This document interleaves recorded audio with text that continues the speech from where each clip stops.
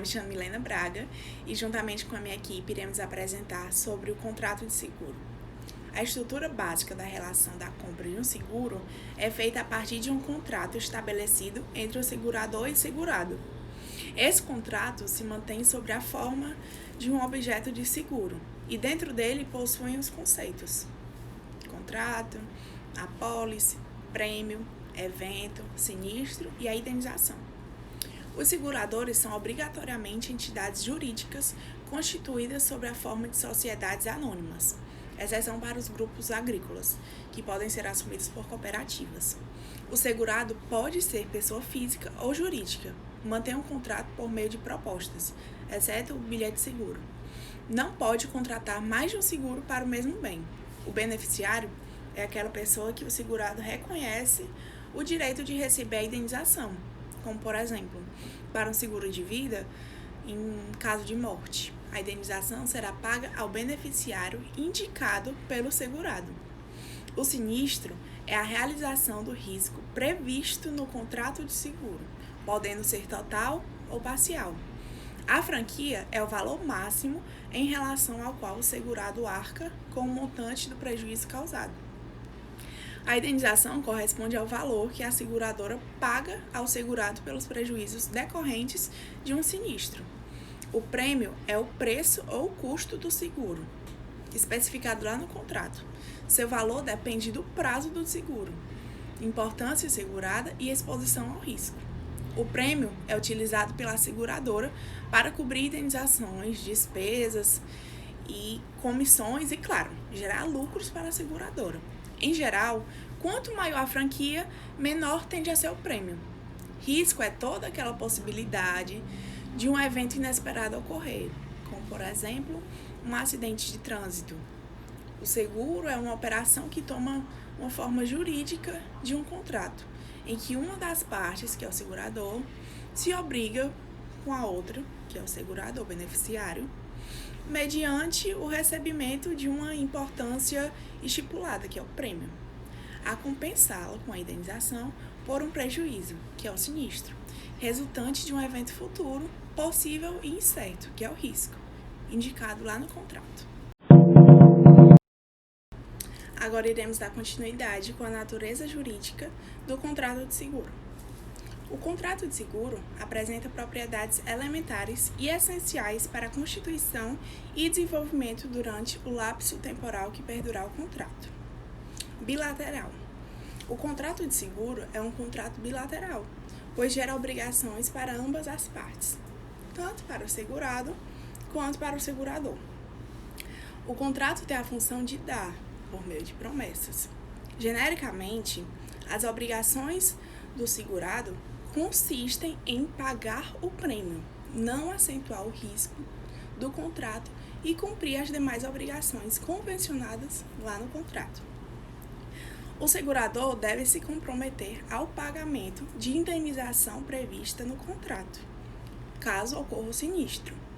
Onerosidade refere-se também de um contrato oneroso, pois nesse caso, ambos os contratantes recebem proveito, ao qual corresponde um sacrifício. Aleatoriedade é a de se comprometer a pagar o prêmio estipulado na apólice. A avença é sempre aleatória para o segurador, dependendo, portanto, de fato eventual. De outro modo, a ocorrência ou não do sinistro. Um fator essencial a esta característica é o risco, definido como acontecimento incerto e independe da vontade das partes. Nesta ocasião contratual, o risco atua como fato imprescindível, já se o interesse do segurado não estiver exposto a risco. Contrato de adesão é estabelecido pelo Código de Defesa do Consumidor, como aquele cujas cláusulas tenham sido aprovadas pelas autoridades competentes ou estabelecidas unilateralmente pelo fornecedor de produtos ou serviços sem que o consumidor passe a dissentir ou modificar substancialmente seu conteúdo. Ou seja, se concretiza com a aceitação pelo segurado das cláusulas previamente elaboradas pelo segurador e inerentes à apólice, Na hipótese de cláusulas ambíguas ou contraditórias, estas serão interpretadas de maneiras mais favoráveis ao consumidor.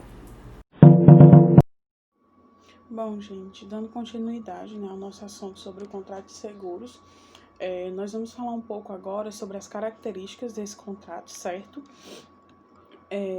O contrato de seguros, ele é caracterizado de 3 formas: juridicamente, tá bom? Quanto à sua forma e quanto ao princípio da boa-fé, o Instituto da Boa-Fé, que está presente em quase todos os tipos de contrato e que também deve ser observado nessa espécie de contrato em que a gente está comentando, certo? Em que a gente está estudando. Quanto juridicamente, o contrato de seguros ele é caracterizado pela bilateralidade, certo? A gente vai ver isso nos artigos 757 até o 802, perdão. Do artigo 757 até o 802, que é onde vai tratar dessa bilateralidade na característica jurídica do contrato de seguro, certo? E por que isso? Porque dentro desses artigos a gente vai ver que o contrato de seguro ele gera alguns direitos, tá bom? E algumas garantias, também como alguns deveres para ambas as partes envolvidas, que as partes a gente vai ver mais na frente quem são. Só para confirmar, o que eu estou falando, eu vou ler com vocês o artigo 757, certo? Que vai dizer o seguinte: pelo contrato de seguro, o segurador se obriga, mediante o pagamento do prêmio, a garantir interesses legítimos do segurado, relativo à pessoa ou à coisa, contra riscos pré-determinados. O parágrafo único vai dizer que somente pode ser parte no contrato do seguro, como segurador ou entidade para tal fim legalmente autorizada.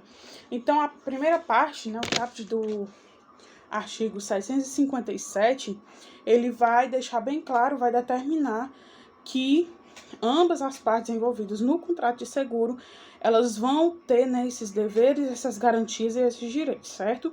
Isso é o que é chamado de bilateralidade, ou seja, ambas as partes têm deveres e garantias no contrato que está sendo elaborado, no nosso caso, o contrato de seguro, certo?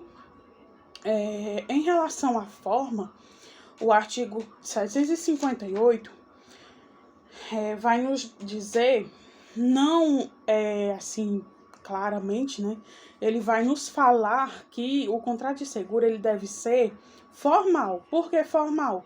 Porque ele vai exigir que precise uma prova, que precise de uma prova. Qual é essa prova? O artigo 758 vai dizer que para que se prove o contrato de seguro é preciso de uma apólice, bilhete de seguro, apólice ou bilhete de seguro.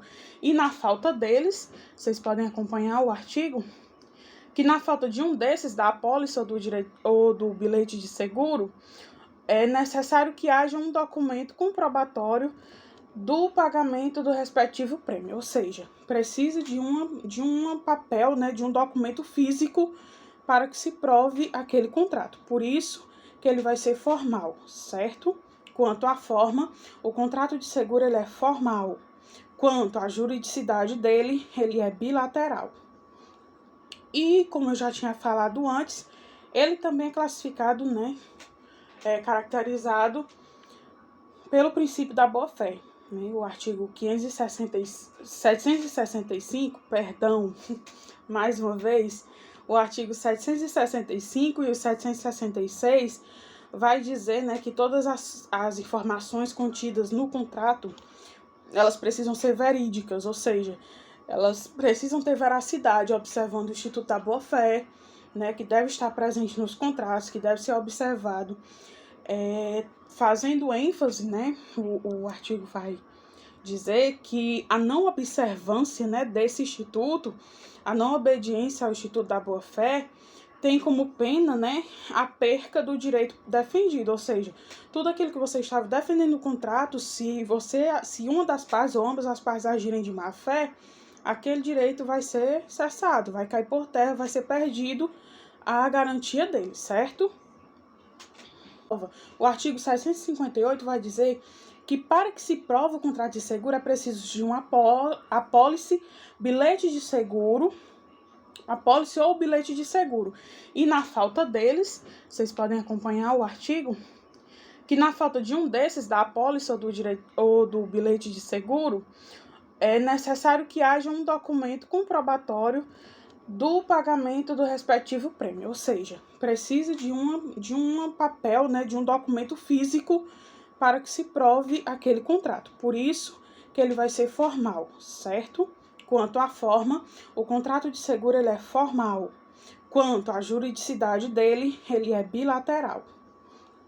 E, como eu já tinha falado antes, ele também é classificado, né, caracterizado pelo princípio da boa-fé. O artigo 765, mais uma vez, o artigo 765 e o 766 vai dizer, né, que todas as informações contidas no contrato, elas precisam ser verídicas, ou seja, elas precisam ter veracidade, observando o Instituto da Boa-Fé, né, que deve estar presente nos contratos, que deve ser observado, fazendo ênfase, né, o artigo vai dizer que a não observância, né, desse instituto, a não obediência ao Instituto da Boa-Fé, tem como pena, né, a perca do direito defendido, ou seja, tudo aquilo que você estava defendendo no contrato, se uma das partes ou ambas as partes agirem de má fé, aquele direito vai ser cessado, vai cair por terra, vai ser perdido a garantia dele, certo? Então, galera, em resumo, as características do contrato de seguro.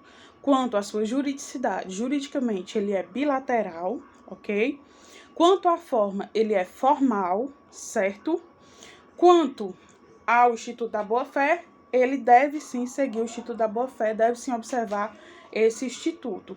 Thalita, quais as provas? Quanto à juridicidade, artigos 757 até o 802 vai falar sobre essas garantias, esses direitos e deveres que abarcam, né, as partes envolvidas.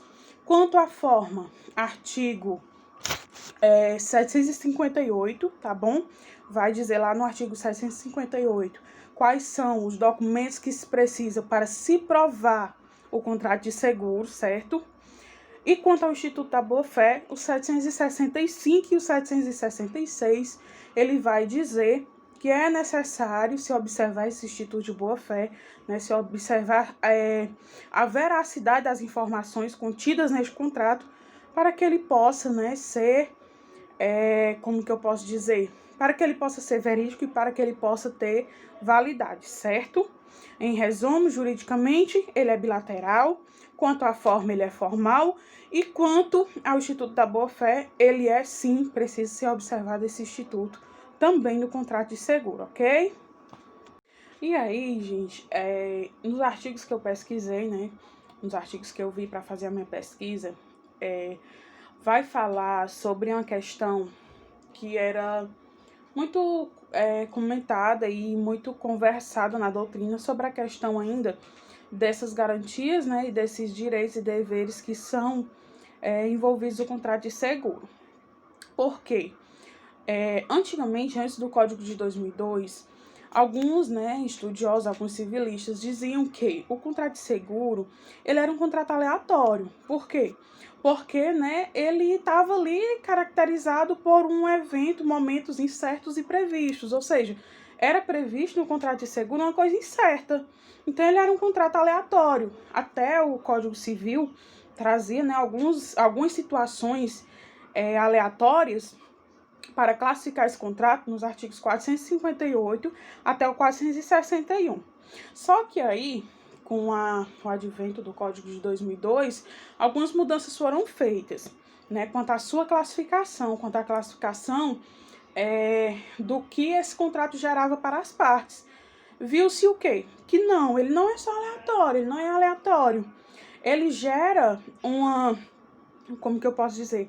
Mesmo que ele gere uma prestação, mesmo que seja uma coisa incerta, a pessoa está recebendo por aquela prestação algo equivalente a ela, ou seja, mesmo que incerto, ele é comutativo. A pessoa está recebendo ali algo equivalente ao que está pagando, né? Mesmo que que seja uma coisa incerta, ele sabe que em algum momento ele pode precisar daquele benefício em que a prestação está cobrindo, né, em que a sua prestação está abarcando. E aí, de acordo com alguns estudiosos, né, de acordo com esse artigo que eu li também, eu vou deixar nas referências, foi determinado a partir do Código de 2002, até para poder ficar, né, bem claro e também ter, como que eu posso dizer, ter um embasamento, né, legal no próprio código. O artigo 757 vai afirmar isso, que o quê? Ele é comutativo, porque você paga a prestação, uma das partes, mas também a outra está te oferecendo algo equivalente à prestação que você está pagando. Ou seja, ele não é aleatório, ele tem uma equivalência ali, ele tem um peso naquela prestação e você fica seguro de que uma hora ou outra, né, você vai precisar daqueles benefícios em que você está pagando por eles, certo?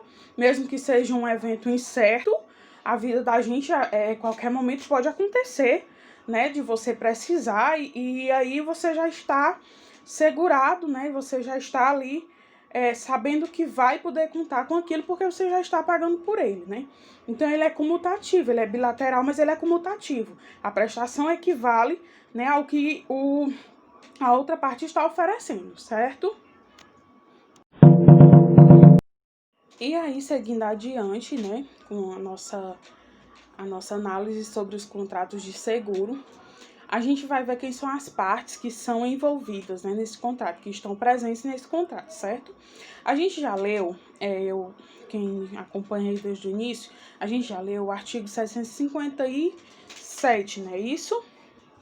Isso, 757, que é o início da parte dos contratos de seguro. E aí, lá no artigo 757, vai falar sobre o segurado e o segurador, tá bom? Então, essas são as partes que são envolvidas no contrato de seguro, o segurado e o segurador. E, Thalita, o que cabe a cada um? No próprio artigo vai dizer que o segurador ele se obriga a garantir o direito ou o interesse relativo à pessoa ou à coisa, sabendo, pois, de sua responsabilidade de assumir, né, riscos, respeitando seus limites técnicos. E fica garantido o seu direito de receber a prestação mediante essas garantias contratadas. Essa é a função, né, o que o segurador tem a fazer, né, tem a garantia e também o seu direito, né, de receber a prestação mediante o que ele está garantindo ali para o segurado. Quanto ao segurado, fica obrigado de pagar corretamente a prestação, sabendo que, como direito, ele recebe as garantias equivalentes a esta prestação. É a questão da comutatividade, né? As obrigações são bilaterais, mas caem para ambas as partes, mas também tem essa questão da comutatividade, ou seja, mesmo que você tenha uma obrigação de algo, aquilo é equivalente à sua prestação, aquilo é equivalente ao que o outro está ofertando, entendeu? E aí, gente, dentro dessa análise, né, a doutrina também, ela vai trazer uma discussão sobre um terceiro envolvido em alguns tipos de contrato, como no contrato de seguro de vida, né, que ele vai dizer que pode caber um terceiro aí nesse contrato, certo? No contrato de seguros. Quem é esse terceiro? Seria chamado de beneficiário, tá bom? Por quê? Porque seria uma pessoa determinada nominalmente, certo? Dentro do contrato, tudo direitinho, nas cláusulas, tudo formalmente escrito, nominado, de que teria uma terceira pessoa que receberia, né, a questão de indenização, essas coisas que o contrato gera, que vocês vão ver mais na frente, tá bom? Que o contrato de seguro pode gerar. Questão de indenização, principalmente no contrato de seguro de vida. Então, a doutrina traz essa discussão de que caberia aí um terceiro, né? Uma parte, um terceiro que vai poder receber, certo? Essa questão da indenização. É uma questão doutrinária, mas também o artigo 767 vai dizer que nesses tipos de seguro, certo? Cabe também essa terceira pessoa, então, ou seja, nada é discutido fora do que está previsto legalmente, tá bom? B, certo? Essa questão da indenização. É uma questão doutrinária, mas também o artigo 767 vai dizer que nesses tipos de seguro, certo? cabe também essa terceira pessoa, então, ou seja, nada é discutido fora do que está previsto legalmente, tá bom? Bom, gente, resumindo, quanto às características do contrato de seguro, ele é um contrato juridicamente bilateral, quanto à sua forma, né, ele é formal, e ele também deve observar o princípio da boa-fé, o Instituto da Boa-Fé, certo? E aí, quanto às partes que são envolvidas, a gente tem a parte do segurado e a parte do segurador, tá bom? Lá no artigo 757 vai dizer o que cada um tem como obrigatoriedade de fazer, certo? Um para com o outro, dentro do contrato. E também vai trazer o 767, vai falar sobre outros tipos de contratos que caberiam um terceiro, tá? Que é discutido na doutrina. E também nesse artigo vai abrir, né, uma ala para esse terceiro envolvido nos contratos de seguro, que seria um beneficiário, que precisa ser determinado nominalmente dentro das cláusulas do contrato, tudo formal, tudo bem direitinho, tá bom? Eu espero que vocês tenham compreendido, tá certo? Essa parte sobre as partes e as características do contrato de seguro. Peço desculpa, né, pelo meu cansaço, eu não estou sozinha, então tem horas que eu fico um pouco cansada, mas eu espero que vocês tenham compreendido. E no demais, o que eu não consegui, né, trazer bem explicado para vocês, eu espero que a professora Janile possa, né, com a sua sabedoria, que Deus deu, graças a Deus, uma boa civilista, possa ajudar, né, e complementar as explicações, tá bom? Marco Tiago, continuando, abordaremos o objeto do contrato de seguro, o risco.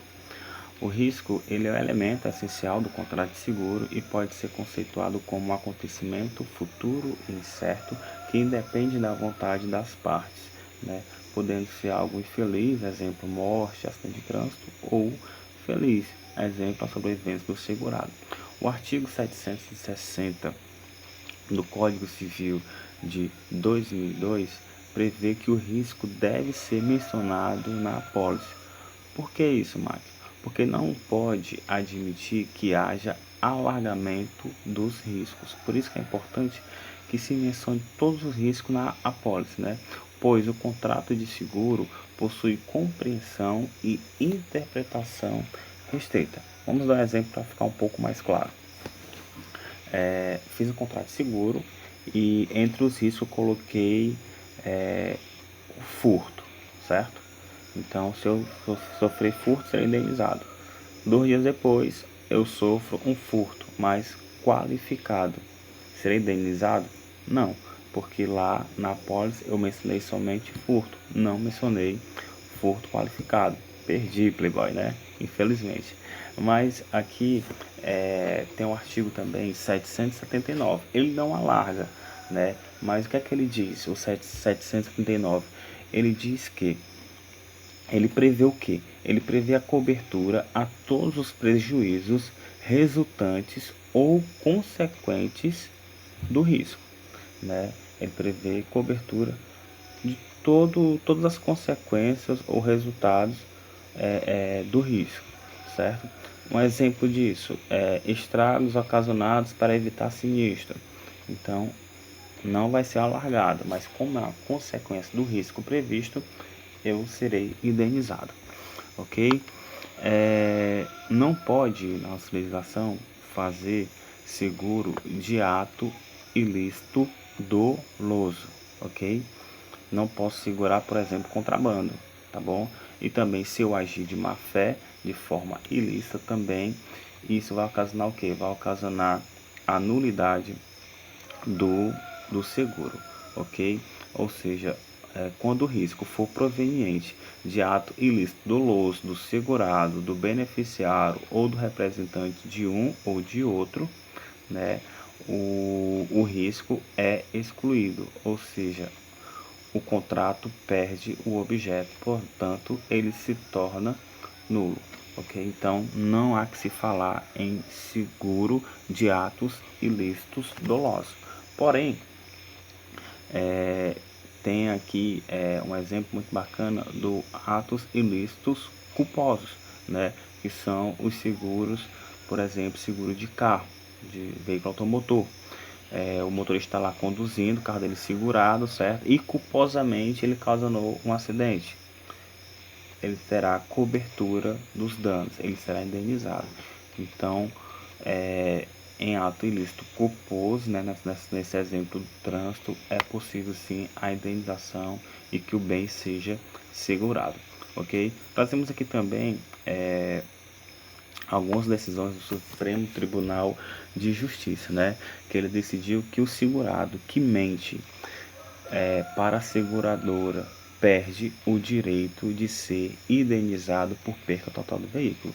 Olha só, ele estava praticando um ato ilícito, né? Mentir, né? Agir de má fé para com a seguradora. Então ele perde a indenização de perca total. O mesmo acontece, mesmo é aplicado ao segurado ciente de estar acometido de doença grave, né? E omite isso para a seguradora fazendo seguro de vida, né? Se ele agiu de má fé, ele de forma ilícita, o contrato é nulo, perde o objeto. O risco não deixa de existir, certo? O risco deixa de existir no caso, ok? O Supremo Tribunal de Justiça também tem entendimento pacífico que a seguradora, ao receber o pagamento do prêmio e concretizar seguro sem exigir exames prévios, né, responde pelo risco assumindo, não podendo esquivar-se do pagamento da indenização sob alegação de doença pré-existente. Vamos lá, o cara agiu de boa fé, ele não sabia que tinha doença. Pouco tempo depois ele descobriu uma doença, mas antes de descobrir, ele fez o seguro, né? Ele agiu de boa fé. Então, assim, a contratada, a seguradora, não pode alegar que ele tinha doença pré-existente, né? Ele já tinha câncer há muito tempo, mas ele não sabia, ele agiu de boa fé quando ele fez o contrato de seguro de vida. Por isso, é pacífico no STJ o pagamento da indenização. Espero que tenha ficado claro. Boa noite a todos.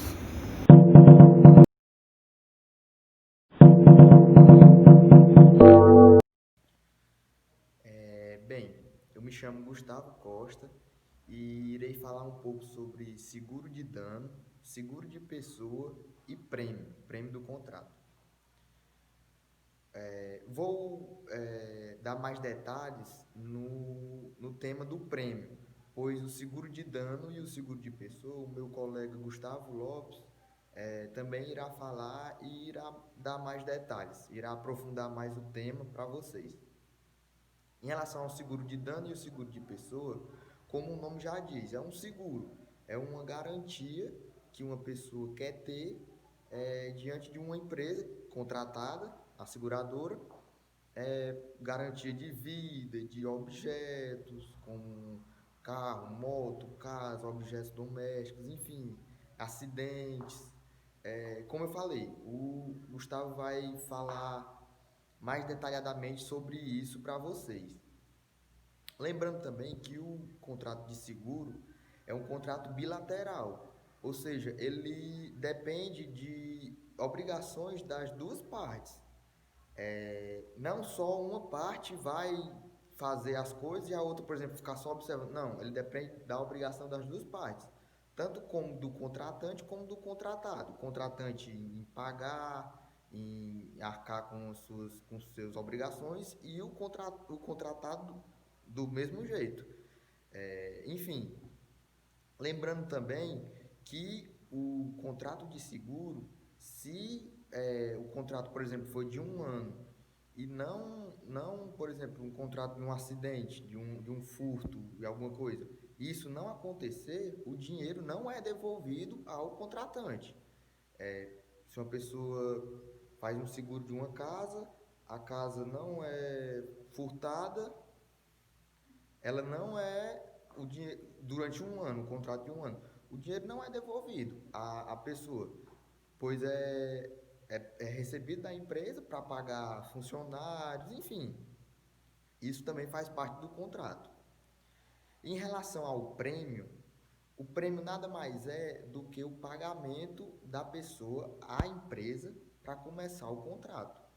Ou seja, diante dele, a partir dele, começa a valer o contrato, começa a entrar em vigor o contrato. É nada mais, nada menos do que isso. Não é nada de indenização, recebimento de indenização, de um prêmio, de um sorteio que a empresa fez. Não. É nada mais, nada menos do que o dinheiro em espécie, o dinheiro, enfim, que o contratante faz à empresa, dá à empresa, para vigorar o contrato. A partir daí começam a vigorar as cláusulas do contrato, enfim. Em alguns casos, o contrato começa a vigorar antes da entrega do prêmio e o contratante já tem alguns direitos, mas isso só em algumas situações específicas, não em todas. Na maioria não funciona assim. E foi isso, como eu falei, o meu colega Gustavo vai dar prosseguimento ao conteúdo, dando mais detalhes sobre os contratos de seguro. É algo bem simples, vou falar um pouco, espero falar de forma clara para vocês, né? Bom, o seguro de pessoa, ele sabe estar um pouco do seguro de vida, porque, se eu não me engano, o seguro de vida, ele busca mais a prolongação da vida da pessoa, né? E o seguro de pessoa, ele busca mais reparar um dano que pode ser causado àquela pessoa, né? Não necessariamente que seja a morte. O seguro de vida entra mais nessa situação gravíssima, né? Bom, o seguro de pessoa, ele pode ser tanto individual quanto coletivo. Ou seja, eu posso contratar ele para a minha família, ou então em benefício próprio, né? No caso. Bom, o seguro de pessoa não pode, tipo assim, ele pode ser coberto em caso de impossibilidade de trabalhar. No caso, eu sofri algo que me impossibilitou de trabalhar, vamos supor, um acidente, né? Se eu tiver o seguro e essa cláusula estiver lá dentro, eu recebo uma indenização sobre isso, né? No caso também de doenças, se eu não me engano, as seguradoras, elas cobrem 10 doenças, se eu não me engano, são câncer, AVC, paralisia, dentre outros, né? Mas, tipo, se chegar a acontecer de a minha pessoa que tem um seguro de pessoa, aliás, chegar a falecer em decorrente de algo eventual, essa pessoa ela vai perder o seguro de certo modo porque ela faleceu, né? Mas ela tiver um parente próximo ou então um familiar, um vizinho, ele pode sim receber essa indenização por ela, né? No caso, a maioria das pessoas que procuram esse seguro é no banco, se eu não me engano, né?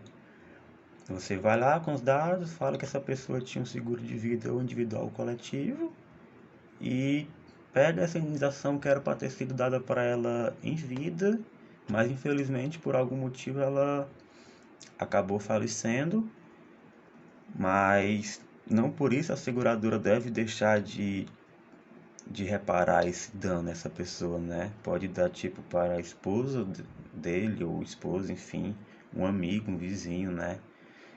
Ele era para ser mais propício a ser aplicada a indenização em vida, mas por algum motivo infelizmente chegou a falecer. Abaixo você pegar os dados dessa pessoa e com seus dados também lá no banco de comprovação que vocês eram próximos, né? E entrar com pedido de indenização. A empresa deve sim indenizar a pessoa mais próxima àquela que era para ser assegurada, né? Pessoal, basicamente é isso. É algo bem simples, seguro de pessoa, né? Lembrando também que eu posso indicar alguém para ser beneficiado também, se caso eu chegar a falecer. Pode ser, tipo assim, eu posso colocar na parte contratual, se caso eu chegar a falecer, o beneficiado vai ser meu filho. Só que o beneficiado, ele vai ter, ele vai ter que ter mais de 18 anos para poder receber a indenização, salvo não me engano, viu? Basicamente é isso, pessoal. Obrigado.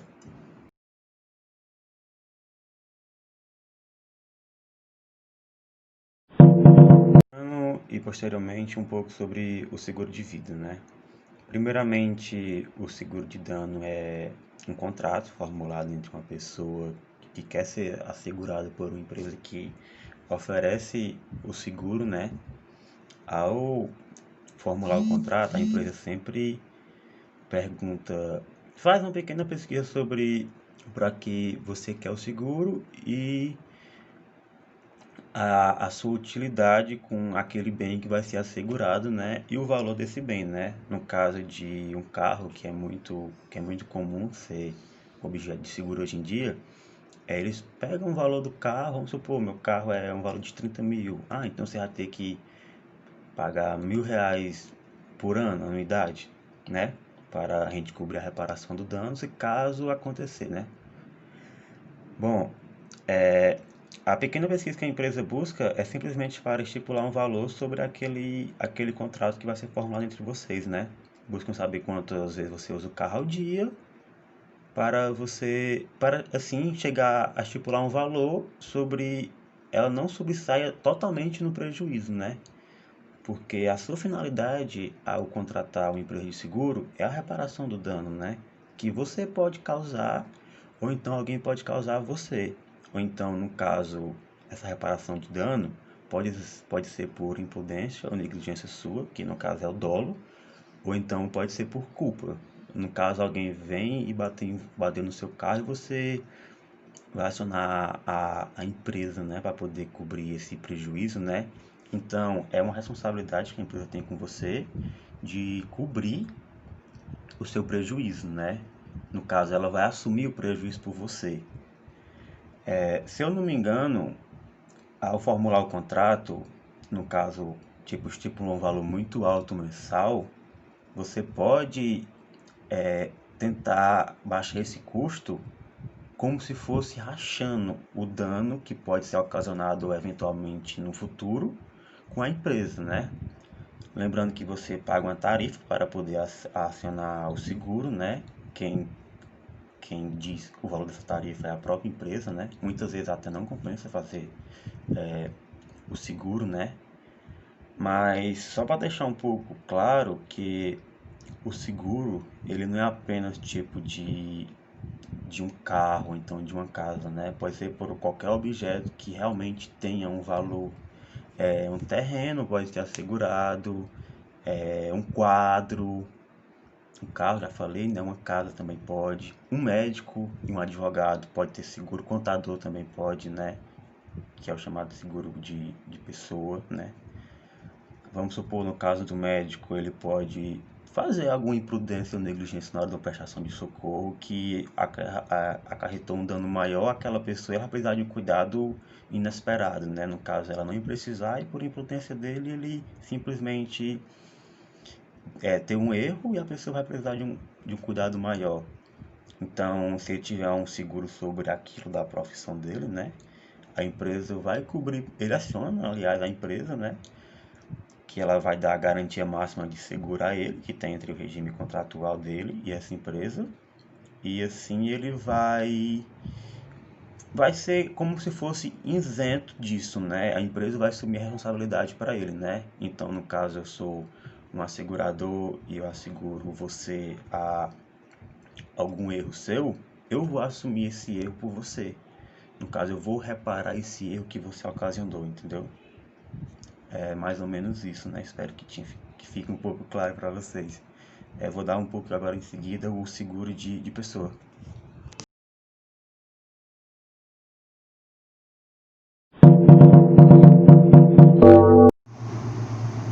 Boa tarde, gente. Eu fiquei com a parte dos prazos prescricionais e o contrato de seguro, certo? Está previsto no artigo 206 do Código Civil e dá o prazo, no seu parágrafo 1º, ele estipula no inciso 2, as linhas A e B, ele estipula um prazo de 1 ano, certo? E no parágrafo 3º, inciso 9, o prazo é de 3 anos para os casos de seguro de responsabilidade civil obrigatória, certo? Vamos dar uma olhada no que diz o artigo 206 do Código Civil, certo? Artigo 206 prescreve, parágrafo 1º, em 1 ano, inciso 2º, a pretensão do segurado contra o segurador, ou a deste contra aquele contado o prazo. A linha A. para o segurado, no caso de seguro de responsabilidade civil, da data em que é citado para responder à ação de indenização proposta pelo terceiro prejudicado, ou da data que a este indeniza, com a anuência do segurador. A linha B. Quanto aos demais seguros, da ciência do fato gerador da pretensão. Certo? Vamos ler agora o parágrafo 3º. Parágrafo 3º. Em 3 anos. Inciso 9. A pretensão do beneficiário contra o segurador e a do terceiro prejudicado, no caso de seguro de responsabilidade civil obrigatória. Certo? Bom, o prazo de prescrição para os segurados é de 1 ano. Certo? Nos casos de seguro de vida, existe o prazo é de 1 ano, com o início da contagem nos casos de seguro de bens na data da ocorrência do sinistro, ou seja, só vai iniciar a contagem de prazo, certo, de 1 ano, a partir da ocorrência do sinistro. Por exemplo, a batida de um automóvel. Então, o segurado tem, a partir da data da colisão, da batida, ele tem 1 ano para de pretensão, certo? Ele tem 1 ano de prazo de pretensão, certo? Isso também nos de imóveis, né, caso aconteça alguma enchente, né, e venha danificar a residência, então o segurado tem um prazo de 1 ano a partir da data da ocorrência, certo? Já nos casos de seguro de vida, existem 2 prazos, certo?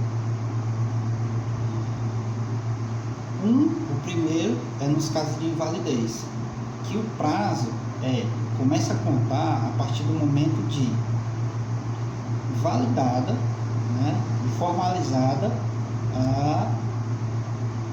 a doença, certo? Formalizada a doença, a data do diagnóstico, certo? Nos casos de doença, da mesma forma, é na data do diagnóstico, certo? Já nos casos de beneficiário, já não é mais 1 ano, certo? Já é 3 anos, porque é o beneficiário, certo? Nos casos de invalidez e doenças, não é o beneficiário, certo? É o segurado, tá ok? Daqui a pouco eu vou explicar mais um pouquinho a diferença, certo? De beneficiário para segurado, ok? E terceiro. Então, aí, o beneficiário, no caso do beneficiário, o prazo é de 3 anos, certo? A contar, certo? A partir do momento da data do óbito, ok? A partir da data do óbito. Então, continuando, certo? O prazo é 3 anos, nos casos de seguro de vida, certo? Existem 2 prazos dentro do seguro de vida, certo? No caso do segurado que for por invalidez ou doença, certo? O prazo é de 1 ano e começa a contar a partir do momento que é formalizada a invalidez, e no caso de doença, a partir do momento que é diagnosticada a doença, certo? Já nos casos do beneficiário, ou seja, com a morte do segurado, vai existir a figura do beneficiário, certo? Então, o prazo é de 3 anos e começa a contar a partir da data do ocorrido, né? Que no caso é a data do óbito, certo? Eu vou explicar aqui bem rapidinho a diferença de segurado, beneficiário e terceiro, certo? O segurado é quem contrata o seguro, certo? É aquele que faz o contrato com a seguradora. Então, ele é o segurado e também é beneficiário, certo? Geralmente nos seguros de bens, ele é segurado e beneficiário, a mesma pessoa, a mesma figura, certo? Beneficiário é uma pessoa geralmente designada pelo segurado, que também tem direito à indenização, certo? Que é a figura do segurado ou outra pessoa. Ou seja, nos casos de seguro de vida, certo? O segurado indica essa pessoa que vai ser beneficiário caso venha ocorrer a sua morte. Então, esse beneficiário é quem vai receber o seguro, certo? Quem vai receber o benefício, né? E o terceiro é aquela pessoa que não tem relação contratual, certo? Com a seguradora, certo? Não tem relação com o segurado nem o beneficiário. É aquela que não está estipulado no contrato, não tem ligação direta no contrato, vamos dizer assim, né? A grosso modo. Mas que também é abrangida, dependendo do seguro, né? Se caso o seguro tenha cobertura a terceiros, ele também vai ser uma espécie de beneficiário, certo? Ele vai ter também, no caso dele, ele vai ter um prazo de 3 anos, certo? Para proteção perante a seguradora, ok? Por exemplo, um acidente de automóvel, uma colisão de automóvel, certo? Eu, como segurado, tenho meu carro no seguro, bati no carro de um terceiro, causei danos a ele, certo? Então ele vai ser o terceiro, ok? Pronto, gente, ó. Ocorre também uma questão de hermenêutica no caso do prazo prescricional do contrato de seguro. Por quê? Entende-se, né, que o contrato de seguro é uma relação de consumo, certo? Prevista no artigo 3º, parágrafo 2º do Código de Defesa do Consumidor, certo? Aí ele ficaria sujeito ao prazo de 5 anos, certo? Que é estipulado pelo artigo 27 do Código de Defesa do Consumidor, certo? Então aí a gente vai ter o quê? Um conflito, né? Um conflito aparente de normas. É o quê? Questão de hermenêutica, certo? Porém, o entendimento jurisprudencial, né, dos nossos tribunais é de que nos casos do seguro, certo? O prazo é 1 ano, certo? Isso está tutelado pela súmula 101 do STJ, ok? Agora vamos partir para a extinção do contrato de seguro, certo? Então, a extinção do contrato de seguro são 6 formas de extinção do contrato de seguro, certo? A primeira é o decurso de prazo do contrato, certo? Ou seja, quando no ato de formulação contratual as partes estipulam a data do fim do risco. Ou seja, chegando àquela data, né, que foi estipulada pelas partes, extingue-se o contrato, certo? É um contrato com prazo de validade, digamos assim, certo? A segunda é o mútuo consentimento, optando as partes pelo fim e extingue-se o contrato. Se as duas partes não querem mais, chega ao fim do contrato, certo? Então, em consenso e acabou-se o contrato, né? Extingue-se o contrato. A terceira é quando há a ocorrência do sinistro. Isso ocorre, via de regra, nos casos de seguro de vida, certo? Nos casos de seguro de bens, ocorre o pagamento de indenização, mas nem sempre se extingue o contrato, certo? Por exemplo, nos casos de seguro de vida, se ocorrer a morte do segurado, né, vai existir a figura do beneficiário, ele vai receber, né, aquele benefício e extinguiu-se o contrato, né? O seguro chegou ao seu fim, atingiu o seu objetivo, né, contratual. Já nos seguros de bens, não. Por exemplo, ocorreu a batida do veículo, a seguradora foi lá, cobriu, né, ajeitou ou indenizou o segurado e continua o contrato. As partes assim, né, quiserem, né, acharem por bem, continua o contrato, certo? A quarta forma é a cessação do risco. É bem parecida com a primeira, é muito parecida. Então chegou ao fim ao risco, extingue-se o contrato. Não tem por que continuar, se não tem mais risco. A quinta é a inexecução das obrigações contratuais, é o litígio. Ou seja, a seguradora não cumpriu com o acordado no contrato de seguro, ou vice-versa. O segurado não cumpriu com a sua obrigação quanto à seguradora, né? Então, vai ocorrer um litígio e vai acontecer a extinção do contrato, né?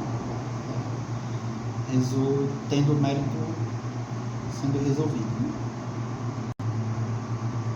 E a sexta e última são os casos de nulidade do Código Civil, certo? Aqueles que a gente já conhece bem, os vícios de contrato, as nulidades do contrato, são aqueles tutelados pelo artigo 166, por exemplo, que é na invalidade do negócio jurídico. Enfim, são aquelas previstas no Código Civil. E por aqui chegou ao fim a minha participação, e valeu e boas férias para todos.